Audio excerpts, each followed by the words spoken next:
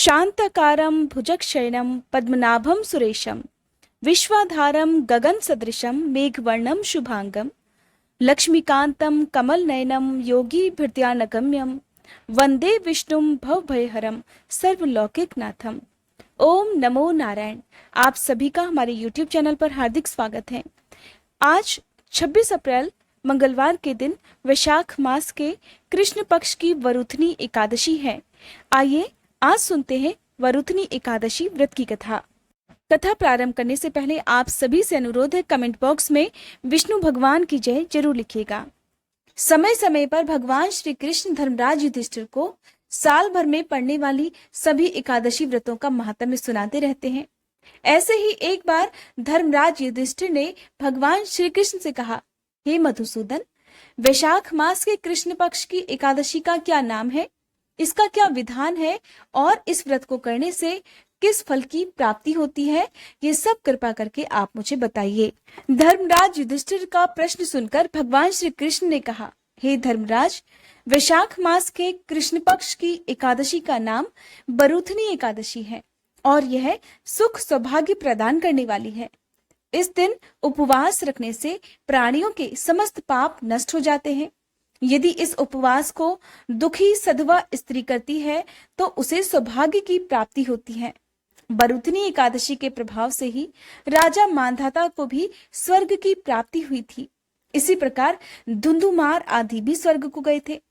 वरुथनी एकादशी के उपवास का फल 10 सहस्त्र वर्ष तपस्या करने के फल के समान होता है। कुरुक्षेत्र में सूर्य ग्रहण के समय जो फल एक बार स्वर्ण दान करने से मिलता है, वही फल वरुथनी एकादशी का व्रत करने से मिल जाता है। इस व्रत को करने से प्राणी इस लोक और परलोक दोनों में ही सुख पाता है और अंत में स्वर्ग लोक को जाता है। हे राजन, इस एकादशी का उपवास करने से मनुष्य को इस लोक में सुख और परलोक में मुक्ति प्राप्त होती है। शास्त्रों में कहा गया है कि घोड़े के दान से हाथी का दान श्रेष्ठ है, हाथी के दान से भूमि का दान श्रेष्ठ है और इनमें भी सबसे श्रेष्ठ दान तिलों का दान है। तिलों के दान से भी बढ़कर है स्वर्ण का दान और स्वर्ण के दान से श्रेष्ठ है अन्न का दान। संसार में अन्न दान से बढ़कर कोई भी श्रेष्ठ दान नहीं है। अन्न दान से पितृ देवता मनुष्य आदि सभी तृप्त हो जाते हैं और कन्यादान को शास्त्रों में अन्नदान के समान माना गया है। वरुथनी एकादशी के व्रत से अन्नदान और कन्यादान दोनों ही श्रेष्ठ दानों का फल प्राप्त हो जाता है। जो मनुष्य लालचवश लोभवश कन्याओं का धन ले लेते हैं या आलस्य और कामचोरी के कारण कन्या के धन का उपयोग करते हैं, वे प्रलय के अंत तक नरक भोगते हैं या उन्हें अपने अगले जन्म में प्रेत योनि में या बिलाव की योनि में जाना पड़ता है। जो प्राणी प्रेम से तथा यज्ञ सहित कन्या दान करते हैं, उनके पुण्य को चित्रगुप्त भी लिखने में असमर्थ हो जाते हैं। और जो प्राणी इस वरुथनी एकादशी का व्रत करते हैं, उन्हें 1000 कन्यादान के फल जितने पुण्य की प्राप्ति होती है। अब मैं तुमसे एकादशी व्रत की कथा कहता हूँ, ध्यान पूर्वक सुनो। बहुत समय पहले की बात है, नर्मदा नदी के किनारे एक राज्य था जिस पर मांधाता नाम के राजा राज्य किया करते थे। राजा बहुत ही धार्मिक थे और अपनी दानशीलता के लिए दूर दूर तक प्रसिद्ध थे। वे तपस्वी भी थे और भगवान श्री हरि के भक्त भी थे। एक बार राजा मांधाता जंगल में तपस्या करने के लिए गए और एक विशाल वृक्ष के नीचे अपना आसन लगाकर तपस्या करना प्रारंभ कर दिया। अभी वे तपस्या में ही लीन थे कि कहीं से एक जंगली भालू ने आकर उन पर हमला कर दिया और वह समाधि में लीन, तपस्या में लीन राजा मांधाता के पैर को चबाने लगा।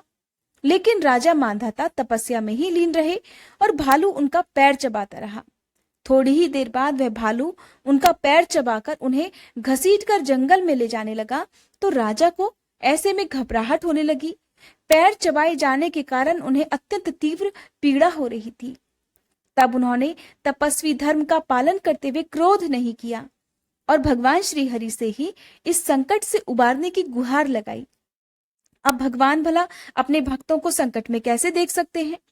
भगवान विष्णु राजा मांधाता की करुण पुकार सुनकर प्रकट हुए और भालू को अपने सुदर्शन चक्र से मारकर उसे भी मोक्ष प्रदान किया।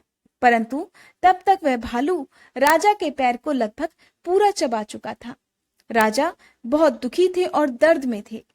तब भगवान विष्णु ने कहा, हे वत्स, विचलित होने की आवश्यकता नहीं है। तुम आने वाले वैशाख मास के कृष्ण पक्ष की एकादशी का, जो कि वरुथनी एकादशी है, मेरे वराह रूप की पूजा करना।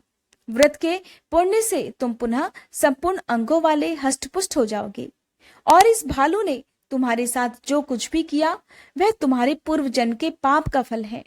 इस एकादशी के व्रत से तुम्हें अगले पिछले सभी पापों से भी मुक्ति मिल जाएगी।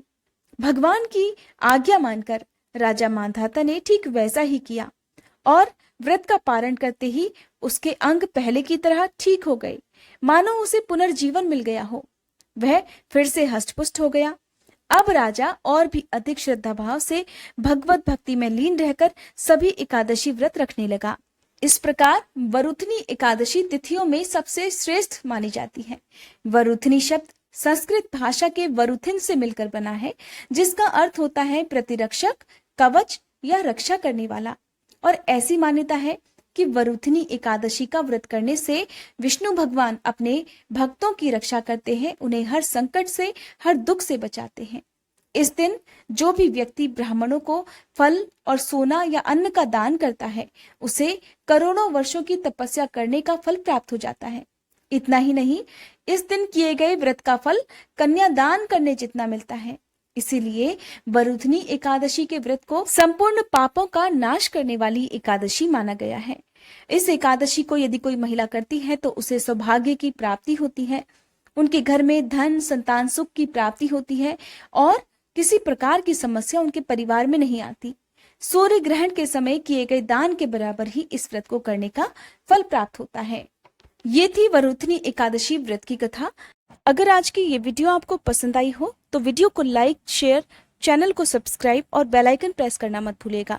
साथ ही आप हमारे चैनल पर हर महीने पड़ने वाली अमावस्या, पूर्णिमा और आने वाले सूर्य ग्रहण के बारे में भी जान सकते हैं, जिसकी वीडियो भी हमारे चैनल पर अपलोडेड है।